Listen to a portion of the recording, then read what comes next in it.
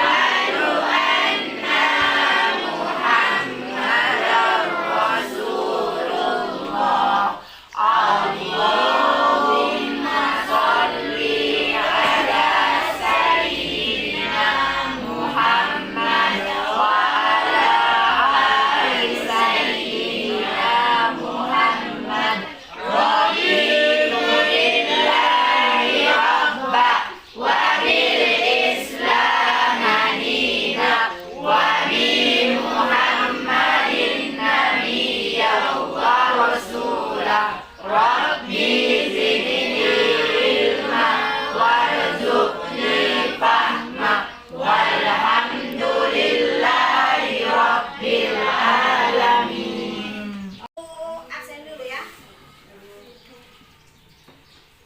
Agung. Andre.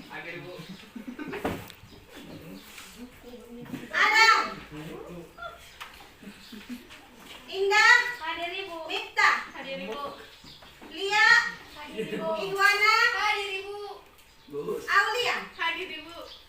Ya, alhamdulillah sekarang pagi hari ini kita akan belajar itu materi UP3 ya, itu mengenai mekanisme pasar dan aspeknya dapat digambarkan seperti berikut ini ya.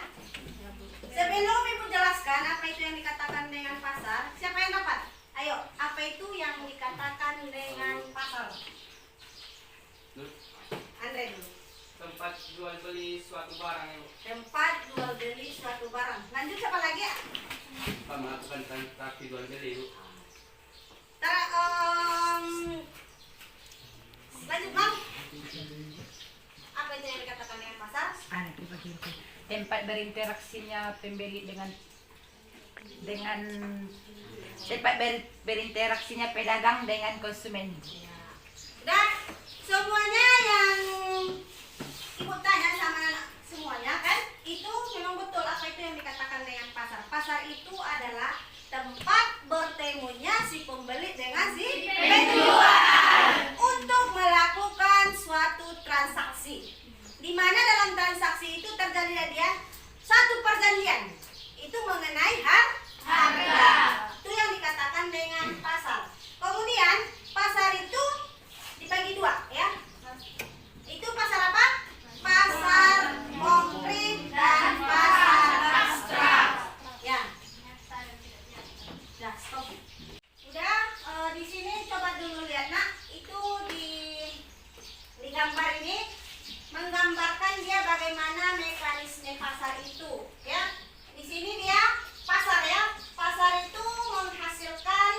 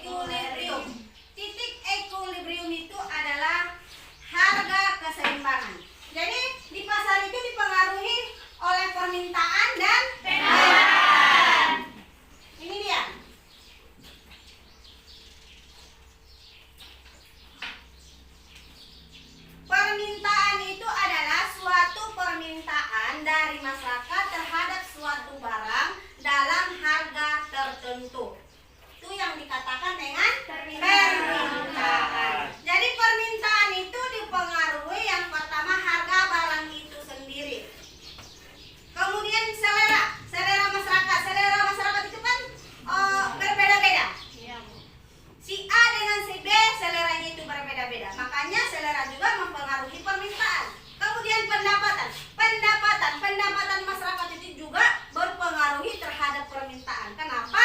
Karena kalau pendapatan masyarakat itu meningkat, otomatis konsumen itu banyak pilihan untuk memenuhi kebutuhannya. Kalau pendapatan masyarakat itu meningkat, otomatis kita juga mau membeli A, membeli B, itu dipengaruhi. Makanya pendapatan juga mempengaruhi permintaan. Kemudian jumlah penduduk, ini juga mempengaruhi permintaan. Kenapa mempengaruhi permintaan? Kalau jumlah penduduk, contohnya di Indonesia lah kan banyak, jumlah penduduk itu banyak, otomatis selera masyarakat itu pun untuk memenuhi kebutuhan itu banyak, permintaannya juga untuk barang dan jasa itu banyak, dipengaruhi permintaan. Kemudian apa lagi? Harapan, ekspektasi.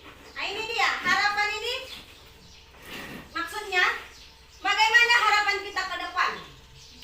Contohnya pada saat sekarang harga itu turun, otomatis kita pada saat sekarang lebih banyak dia membeli daripada yang akan datang. Kalau yang akan datang itu kan contohnya harga naik, kita nggak banyak itu membeli atau permintaan kita tuh atas suatu barang itu berkurang dia karena dipengaruhi oleh harga.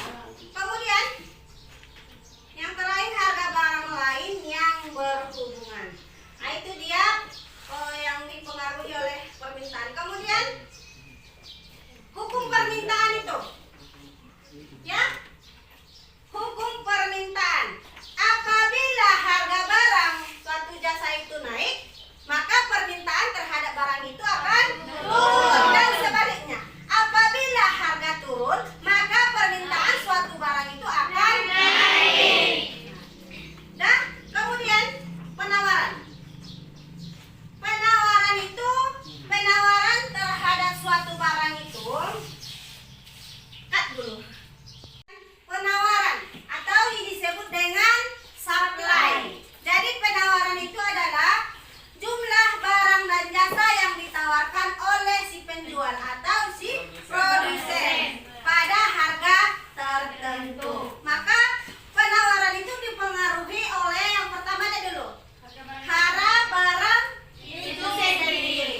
Harga barang itu sendiri. Kemudian teknologi produksi.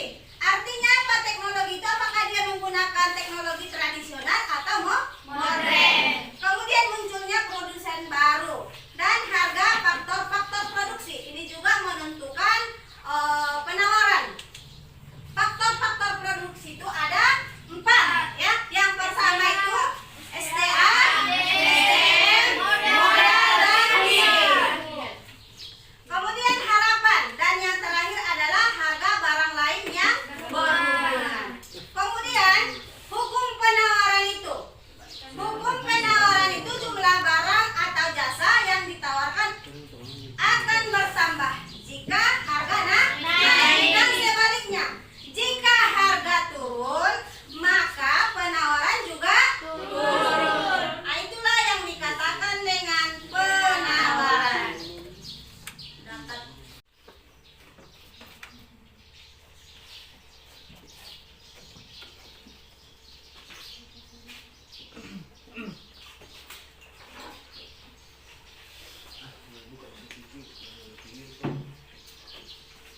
Nah ini dia kurva permintaan.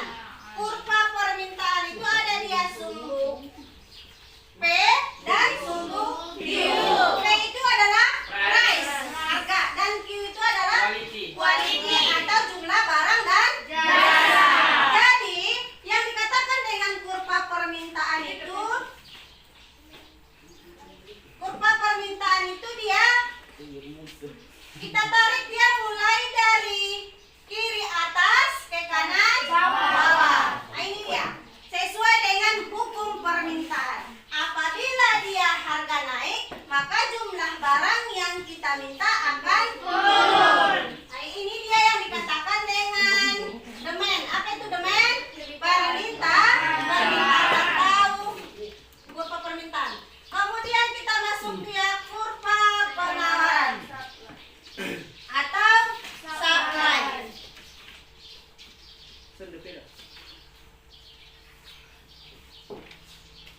Kalau yang dikatakan dengan kurva penawaran itu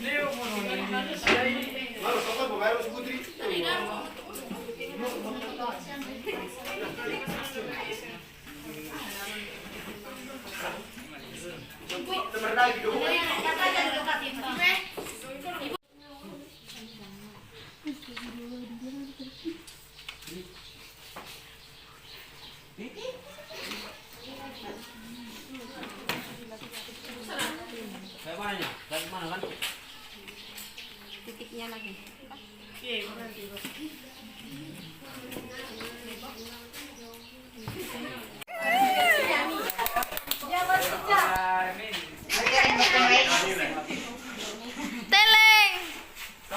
Geser. Serge. Sekarang tugas kelompoknya sudah selesai. Jadi Ibu persilakan siapa yang mau presentasi ke depan. Siapa kelompok berapa? Kelompok berapa? Kelompok 1 ya. Warahmatullahi wabarakatuh.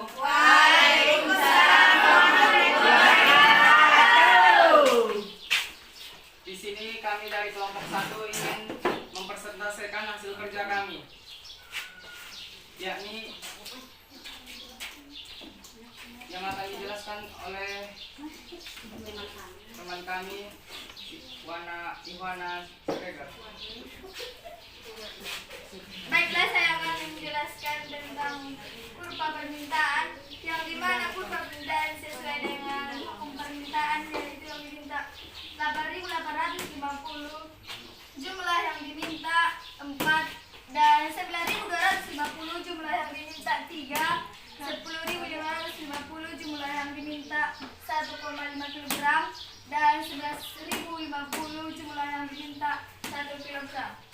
Dan akan dilanjutkan oleh kurva penawar oleh saudari Aulia.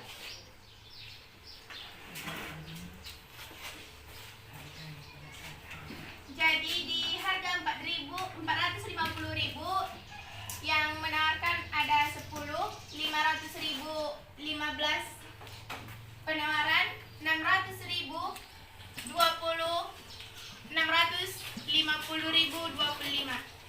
Jadi kalau penawaran semakin mahal harga yang ditawarkan, maka semakin banyak jumlah yang orang yang menawar. Selanjutnya akan dilanjutkan oleh saudari Iwana.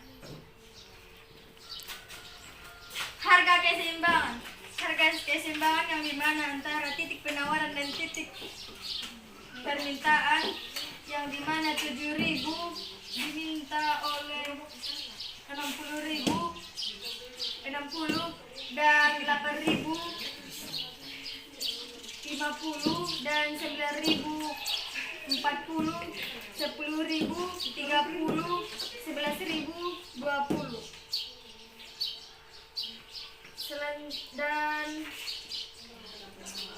Dan harga penawaran, pada saat harga penawaran 7.000,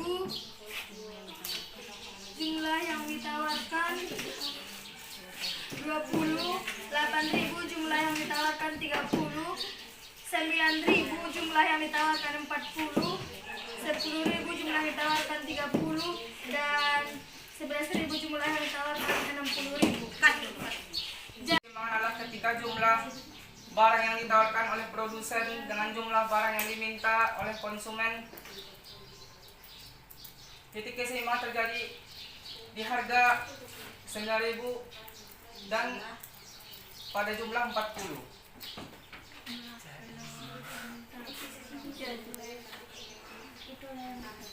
Itu yang dikatakan dengan harga keseimbangan atau equilibrium. Hasil persentase dari diskusi kami dari kelompok 1, dan bagi teman-teman ada yang mau nanya atau yang mau menambahinya, boleh silahkan. Dan kami akhiri dengan salam. Assalamualaikum warahmatullahi wabarakatuh. Waalaikumsalam.